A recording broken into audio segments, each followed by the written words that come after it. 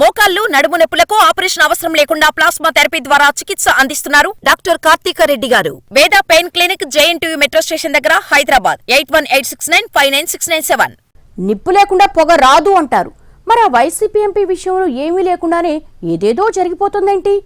నేను విధేయుణ్ణి అనే నెత్తి నోరు బాదుకుంటున్న అనుమానపు చూపులు వెంటాడటానికి రీజన్ ఏంటి?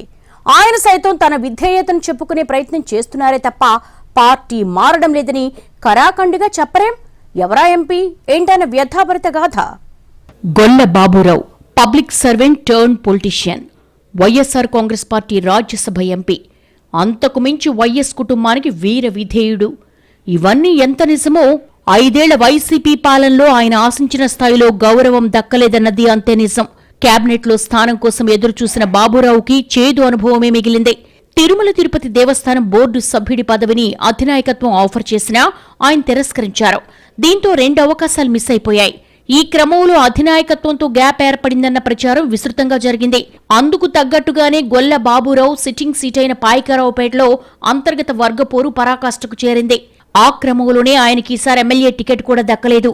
అయితే 3 సార్లు ఎమ్మెల్యేగా పనిచేసిన అనుభవం, విధేయత, సామాజిక సమీకరణాల లెక్కలేసుకుని అధిష్టానం ఊహించని ఛాన్స్ ఇచ్చింది ఆయనకు. రాజ్యసభ ఎంపీగా ఢిల్లీకి పంపింది.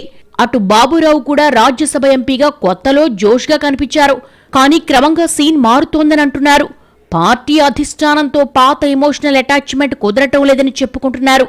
ఇప్పుడున్న పరిస్థితుల్లో తనకు గోల్డెన్ ఛాన్స్ దక్కిందని అనుకుంటున్నా రాజకీయంగా తాను మరింత బలోపేతం కావడం, తన కుమారుడి రాజకీయ భవిష్యత్పై దృష్టి పెట్టినట్లుగా సమాచారం. ఈ దిశగా ఆయన బాధలేవో ఆయన పడుతుంటే ఊహించని రీతిలో కొత్త ప్రచారాలు, సొంత పార్టీలోని అనుమానపు చూపులు ఎంపీ గారి మనోభావాలను దెబ్బతీస్తున్నాయట.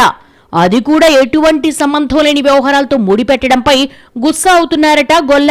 ఇటీవల వైసీపీ రాజ్యసభ ఎంపీలుగా ఉన్న మోపిదేవి, బీదా మస్తాన్ రావులు రాజీనామాలు చేశారు. రాజకీయంగా ఆ పరిణామం వైసీపీ అధిష్టానాన్ని కలవరపెట్టింది. దీంతో తర్వాత పార్టీకి గుడ్ బై కొట్టేసేది ఎవరు అనేది ఇంట్రెస్టింగ్ టాపిక్ అయింది.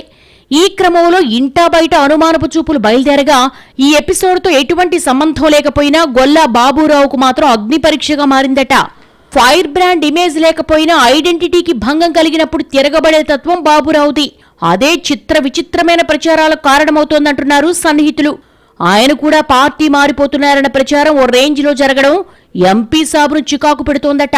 ఎవరైనా తన ముందు ఈ అంశాన్ని ప్రస్తావించినా, మీడియా ప్రతినిధులు వివరణ అడిగినా శివాలెత్తిపోతున్నారట. వెనుకబడిన వర్గాలకు చెందినవాణ్ణి కాబట్టే రాజకీయ పన్నాగం పన్నుతున్నారని కౌంటర్ అటాక్ చేయడం ద్వారా జరుగుతున్న ప్రచారాలకు చెక్ పెట్టే ప్రయత్నం చేస్తున్నట్టుగా కనిపిస్తోందంటున్నారు. దీంతో బాబురావు వేదన అంతులేని కథ కంటే ఎక్కువగా ఉందని చర్చించేసుకుంటున్నాయి రాజకీయ వర్గాలు. అదే సమయంలో గొల్ల సైతం గంభీరంగా మాట్లాడుతున్నారే తప్ప తాను వైసీపీలోనే ఉంటానని, అధినాయకత్వం ఆలోచనలకు అనుగుణంగానే పనిచేస్తానని ఖరాఖండిగా చెప్పడం లేదు. పార్టీ మారాల్సిన అవసరం ఏముందని ఒకసారి, కారణం కుదరాలని మరోసారి మాట్లాడుతూ ఉండడంతో అనుమానాలు పెరుగుతున్నాయే తప్ప తగ్గటం లేదన్నది రాజకీయ వర్గాల మాట. దీన్ని బట్టి చూస్తే పార్టీ మారాలనే ఆలోచన లేకపోయినప్పటికీ తన ఐడెంటిటీని కాపాడుకోవడం కోసం బాబురావు కొంత కుషన్ పెట్టుకుని ఉండొచ్చన్న విశ్లేషణలు సైతం ఉన్నాయి. ఏది నిజమో తేలాలంటే కొన్నాళ్లు వేచి చూడాల్సిందే.